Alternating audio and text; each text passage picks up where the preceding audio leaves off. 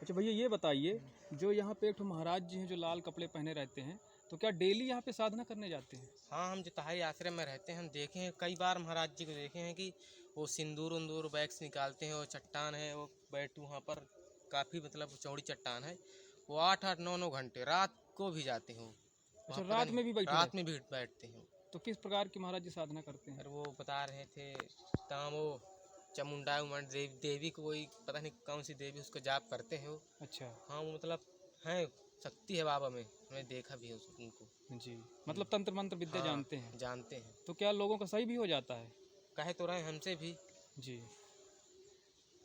तो अभी चलेंगे दोस्तों, महाराज जी के दर्शन भी करेंगे। अभी आगे महाराज जी गए हुए हैं और हम भी यहीं पे थे, देखे ही थे कि महाराज जी उधर जा रहे हैं। तो अभी चलते हैं, देखते हैं महाराज जी से कुछ जानकारी लेते हैं कि कैसी क्या है, क्या साधना महाराज जी करते हैं। तो आइए चलते हैं, आइए चलते हैं फिर। बताओ किधर है महाराज जी? महाराज जी यहीं पर आगे हो, खड़े होंगे। अच्छा, उधर ही आगे जाते हैं। हाँ, नदिया के अच्छा, पास। वही महाराज जी हैं क्या जो आगे खड़े हाँ, हैं? वो खड़े हैं महाराज जी। अच्छा अच्छा अच्छा अच्छा। तो जंगल में आप मतलब ये फिरते रहते हैं। अच्छा, जंगल में ही भ्रमण करते रहते हैं। भ्रमण। भोजन पानी ज़्यादा मतलब नहीं, भोजन मिले तो मिले, ना मिले तो सही। जी जी। पर महाराज जी रुको, ये महाराज जी हैं भैया। अच्छा, ये महाराज जी हैं। सीताराम महाराज जी साधना करने जा रहे हैं क्या महाराज जी?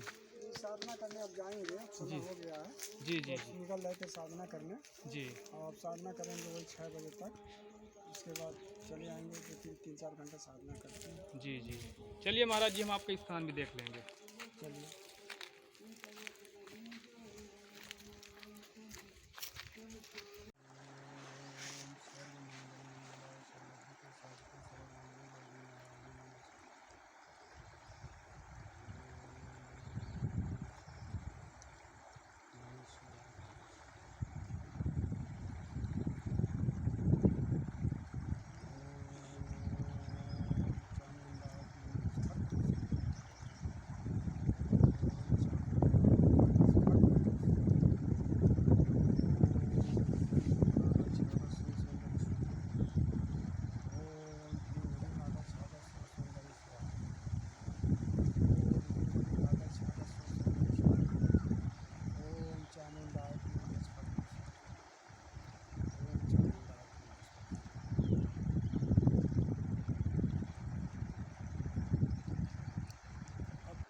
जैसे कि दोस्तों देख सकते हैं, यहाँ पे महाराज जी तपस्या कर रहे हैं और अभी महाराज जी थोड़ी सी तपस्या कर रहे हैं। थोड़ी सी महाराज जी से कुछ बात करेंगे कि महाराज जी यहाँ पे एकांत में इनकी तपस्या करते हैं और सबसे एकांत में ही क्यों है। देख सकते हैं पानी के बीच में पत्थर है और पत्थर के बीच में महाराज जी रुके बैठे हुए हैं। सीताराम महाराज जी। सीताराम सीताराम। महाराज जी, आप सबसे एकांत में बैठे हुए हैं। एकांत में बैठने से साधना अच्छा होता है।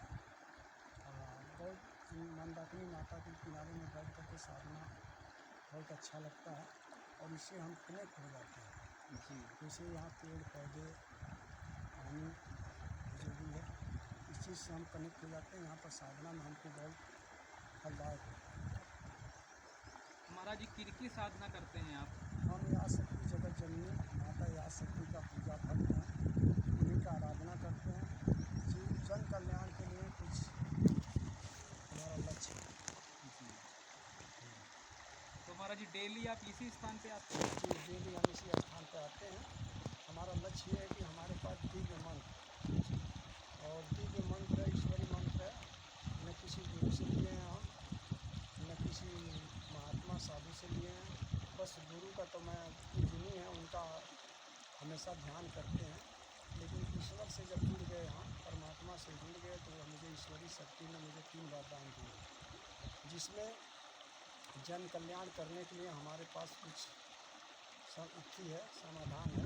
इसी से लोगों को कल्याण करूँगा। जैसे सफ़ेद दाग हो, विकलांग व्यक्ति हो, जैसे घर में कोई तरह की परेशानी है, भूत व्यार कला, ये सब परेशानी हो, तो उससे मैं आसानी से दूर कर सकता हूँ।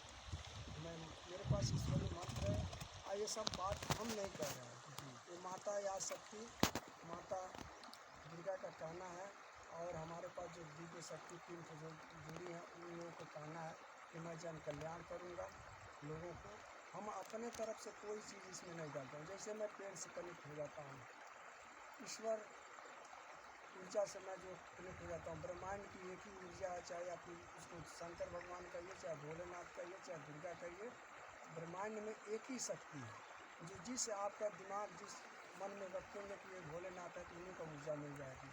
तो शंकर भगवान, ये जो लक्ष्मी जी हैं, गणेश जी हैं, सब एक ही हैं, ऊर्जा एक ही है। जैसे सृष्टि को चारों तरफ जो है लोग अलग अलग नाम से जानते हैं, लेकिन ब्रह्मांड का एक ही शक्ति है जो संसार में जो है अलग अलग नाम से लोग जानते हैं। इसी तरीके से हमने साधना किया हूँ, तपस्या किया हूँ, तब जाके वरदान हमको मिला है कि लोगों को कल्याण करूँगा। और मैं इतना तक है कि मैं विज्ञान को भी चुनौती दे रहा हूँ। अगर विज्ञान को भी अगर इच्छी है तो आकर के मुझे देख सकते हैं, चेक कर सकते हैं, मेरे दिमाग पर कुछ लगा करके अच्छी तरीके से चेक। मेरा मन हमेशा पेड़, नदी, पेड़ पौधा हमेशा आकर्षित चीज़ अपने, और मैं हमेशा जो है वाइब्रेशन, हमारे अंदर जो किसी मंदिर में जाने की ज़रूरत नहीं पड़ती है। किसी भी पेड़ को हमने अगर प्रणाम करूँगा तो वह उधर से तुरंत हम आप जुड़ जाते हैं, कनेक्शन हमारा शरीर वाइब्रेट करने लगती है, नदी से वाइब्रेट करने लगती है, पेड़ पौधे से वाइब्रेट करने लगती है। किसी मंदिर में हमको मंदिर में ही जाने की ज़रूरत नहीं पड़ती है, बाहर से अगर प्रणाम करता हूँ तो उनका एनर्जी हमारे अंदर आ जाती है फट से। तो ये सब ईश्वर का तपस्या से और साधना से प्राप्त किया जा सकता है। जैसे हमारे बहुत से ऐसे साधु संत हैं जो कि पूजा पाठ तो करते हैं, लेकिन ये सब उनका सबसे बड़ा चीज़ है कि जो अपने आप को धर्म के मार्ग पर चलना, सत्य जहाँ अपना लिया, अपने आप को जीवन विचार अपना भाव शुद्ध रखेगा, मन विचार भाव शुद्ध रखेगा, तभी उस ईश्वर शक्ति से जुड़ सकता है। नहीं तो जीवन भर पूजा पाठ करता रहे, कोई भी साधु हो, महात्मा हो, कभी वो सफल नहीं होगा। जब तक अपने आप को ही देखना है कि हम क्या कर रहे हैं, हम अब किसी का प्रीत कितना मोह माया रख रहे हैं, जीव जंत पेड़ पौधा, अपनी जीवन जो है एकदम साफ सुथरा से रखकर धर्म के मार्ग पर चलना, वो ईश्वर से जुड़ सकता है। ईश्वर इस धरती पर है, ये पक्का है, और उसको तभी हम किसी के कहने पर नहीं जाते, कुछ मैं अपना अनुभव किया हूँ, अपना शक्ति से प्राप्त किया हूँ कि शक्ति है, ईश्वर है। लेकिन अभी कितने लोगों को उसी तरीके से अंधेरे में घूम रहे हैं लोग। जैसे नदी है ना, मंदाकिनी माता नदी है, ये बह रही है, जैसे नदी का काई जो है ना, उसी तरीके से लोग काई की तरह बहते हैं, काई की तरह है, अंदर गहराई में नहीं ढूंढ करके साधु संत साधना करते हैं, उसी तरीके से टीका लगा लिए घूमते हैं लोग। लेकिन मैं सब साधु संतों के नहीं कर रहा हूँ, मैं किसी साधु संत का अपमान नहीं करता हूँ, सबको मैं प्रणाम करता हूँ इस धरती पर। मैं तो किसी का अपमान कभी करता नहीं, कोई भी साधु संत हो, पेड़ पौधा, जीव जंतु, किसी जीव को अपमान नहीं करता। और कुछ पूछना है पूछिए। महाराज जी, किस प्रकार की शक्तियाँ हैं आपके पास? हमारे पास दिव्य शक्तियाँ हैं, जैसे मंत्र तंत्र वाली शक्ति है। ये एक है रुद्र अवतार, कालिका का आवाहन करता हूँ, शमशान में सिद्धि प्राप्त है, उसकी मंत्र चलाता हूँ। तो इससे महाराज जी लोगों का क्या कल्याण होगा? उससे कल्याण होगा कि जैसे मानते हैं कि अगर कोई चीज़ अगर उसका मनोकामना है वो, तो महारानी पूरा कर सकती है। वो हमारे पास अगर आता है और वो हमसे संपर्क करता है, एक हवन का प्रक्रिया है मेरे पास, एक हवन कराएगा उसका मनोकामना पूरा हो जाएगी। जैसे सफ़ेद दाग है, उसमें एक हवन कराएगा तो मनोकामना उसका पूरा, सफ़ेद दाग खत्म हो गया। उसमें गंगा जी का पानी लगता है।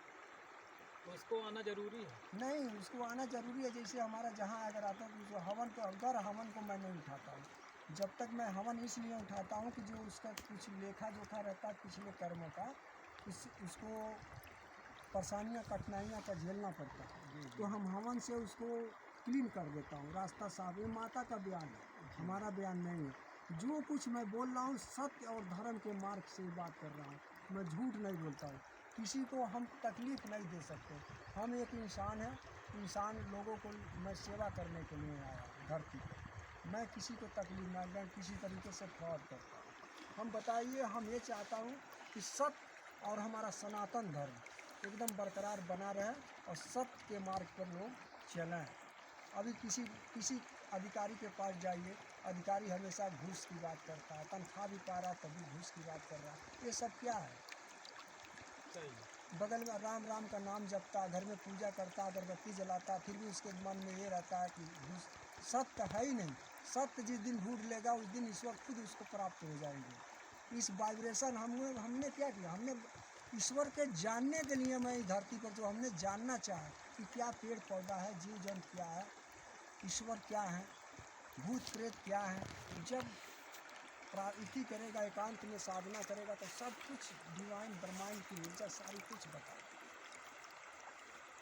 जी हाँ, और सफ़ेद दाग हो, जैसे विकलांग हो, घर में कोई तरह की परेशानी हो, जैसे कोई विकलांग हो महाराज जी तो उसके लिए क्या उपाय है? विकलांग है उसके लिए ये उपाय है कि एक हवन होगी और गंगा जी का पानी उसमें लगेगा। उस पानी का प्रक्रिया से वो नहाएगा, खाली नहा स्नान करना है, जो बना कर देंगे मंत्र द्वारा बना कर देंगे, उससे नहान करना है।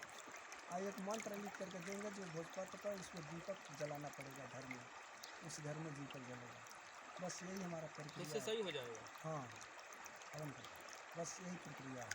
चलिए महाराज जी, भक्त जो जुड़ना चाहे महाराज जी से जुड़ सकते हैं, और कोई भी प्रक्रिया अगर किसी कोई समस्या है तो महाराज जी उसका समाधान करने के लिए यहाँ बैठे हुए हैं, है ना संपर्क महाराज? कर सकता है, हमारा नंबर डाल सकते हैं।